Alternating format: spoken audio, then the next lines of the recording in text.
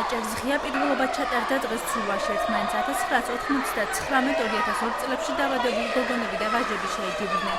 ბრასის ბატერფლაის თავისუფალი და სხვა სტილით ცურვაში საკუთარი შესაძლებლობების წარმოჩენას საქართველოს თითქმის ყველა რეგიონის 9 გუნდი შეეცადა. 50 და 100 მეტრიან დისტანციაზე ერთმანეთის ჯამში 60 სპორტსმენი შეეჯიბრა გათამაშებული საპრიზო ადგილებიდან ბათუმის ნაკრებმა მხოლოდ 3/3 ადგილი მოიპოვა. თითოეულ საპრიზო ადგილზე გასულ მოცურავეებს ჯილდოდ მედლები და სიგელები გადასცეს. ისინი დღეიდან 2015 წლის თბილისის ოლიმპიური ფესტივალისთვის დაიწყებენ მზადებას. აჭარის ღია პირდაპირობა ცურვაში უკვე მეორედ აჭარის ცურვის ფედერაციისა და აჭარის სპორტისა და ახალგაზრდობის საქმეთა დეპარტამენტის ორგანიზებით გაიმართა.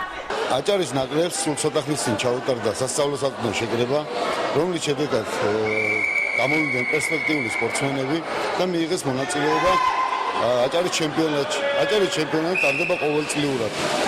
ყავს ორი სპორტსმენი, ყავს საქართველოს ეროვნულ ნაკრებს, რომელიც ემზადება მომავალში 2015 წლის ოლიმპიურ თამაშებში მონაწილეობის მისაღებად.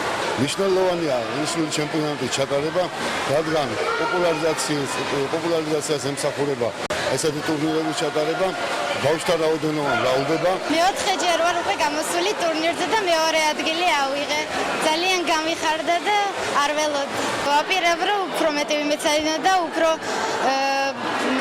გავიმარჯო და პირველი ადგილი ავიღე.